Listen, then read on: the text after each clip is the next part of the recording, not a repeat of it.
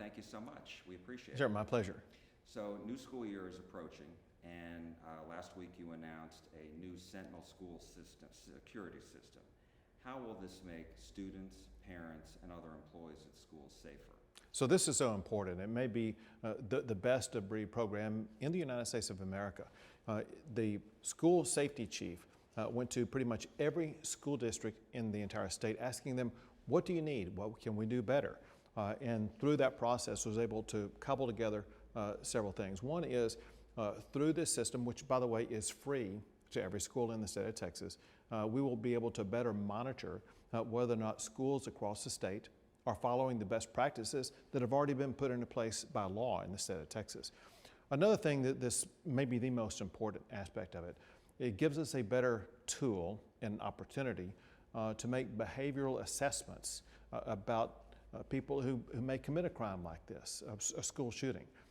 It was clear in the aftermath of Santa Fe and Uvalde that the person who committed the crimes had indicators in advance that something like this could happen. If we are able to gather that intelligence and act upon it, we can save lives in the future. Last thing I'll tell you, and that is we must collaborate and communicate even better.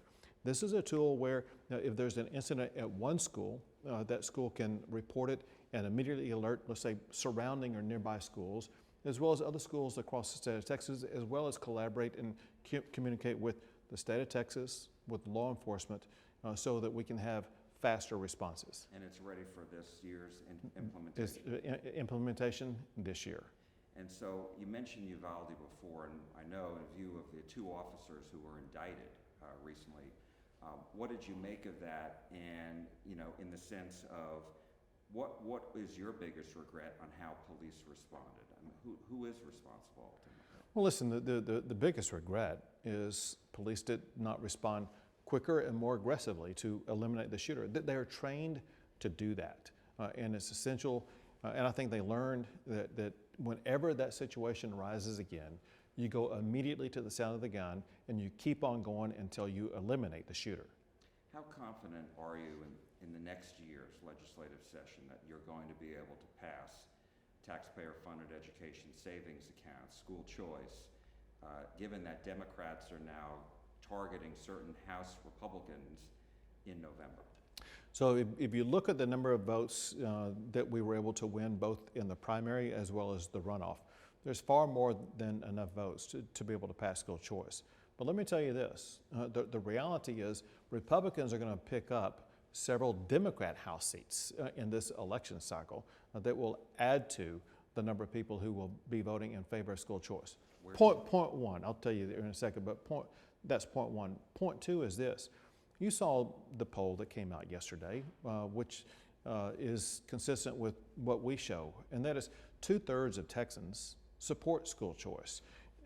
Republicans and Democrats, blacks, Hispanics, whites, all support school choice. And so what's going to happen if anybody comes to this Capitol and votes against school choice, they're going to be voting against a majority in their own district.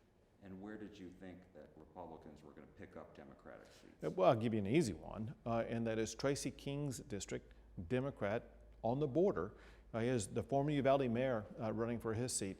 That's a seat where both I and Donald Trump won in the past. It's a Republican seat. We know we're going to pick up that one. And I wanted to ask you, will you support a bill that will increase public funding? Because $5 billion was left just sitting out there for public schools, independent of ESAs. Sure.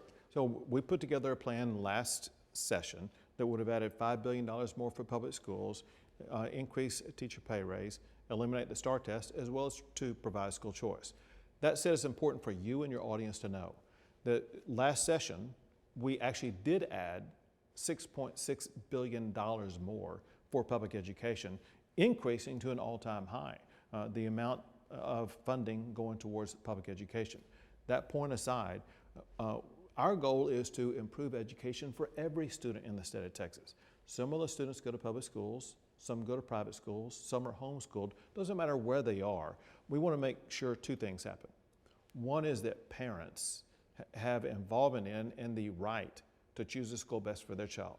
Second, we as a state are working on curriculum reforms, teacher pay raises to bring the best teachers in our classrooms to make sure that our kids are learning the best of any child in the United States of America. But school districts have been passing deficit budgets, saying they were counting on that state money. So would you support a clean bill to do that? So that's to be determined as we get into the session. But the reality of what my expectations are this, and that is school choice is going to pass. The votes are there for it, but more important than the votes, the people of the state of Texas support it. And there's reasons now, proven reasons, why if you're elected a member in the Texas legislature, you better step up and support your constituents as opposed to be working against them. What is your biggest concern about this presidential race now that Kamala Harris is the presumptive Democratic nominee, and what potential impact will that have on the U.S. Senate race here in Texas? So listen, even though there's a different candidate on the Democrat side, the same perspective still applies, and that is there are two issues that Americans are angry about, and those two issues have not gone away. Number one is the illegal immigration policies under the Biden-Harris presidency and vice presidency.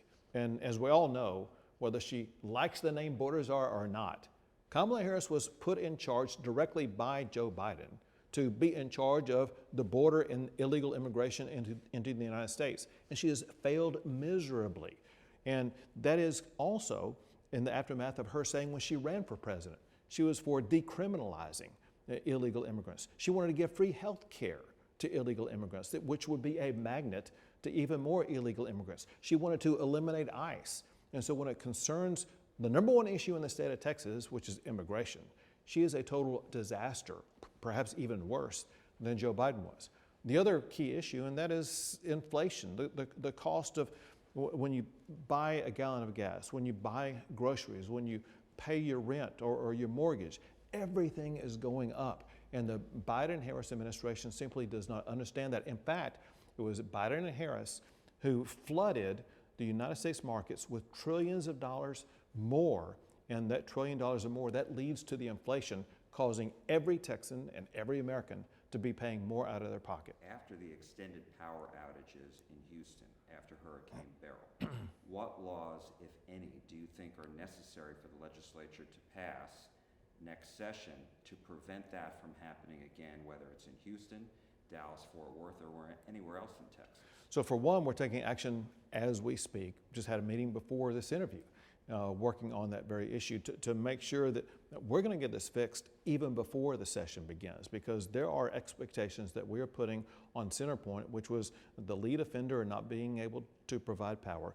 We want to make sure that they course correct, not just before the next session, but before the next tropical storm.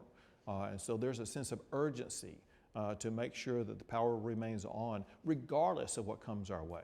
That said, there are hearings in both the House and the Senate that will lead to some legislative reforms. Know this, I've already signed well over a dozen laws that have strengthened our power grid to make sure that our power grid is the strongest in the United States, where we will be adding 50% more power to our grid between now and 2030. That said, there are sometimes flaws in some power delivery companies like CenterPoint. We've got to get those flaws fixed to make sure power stays on for all Texans across the state.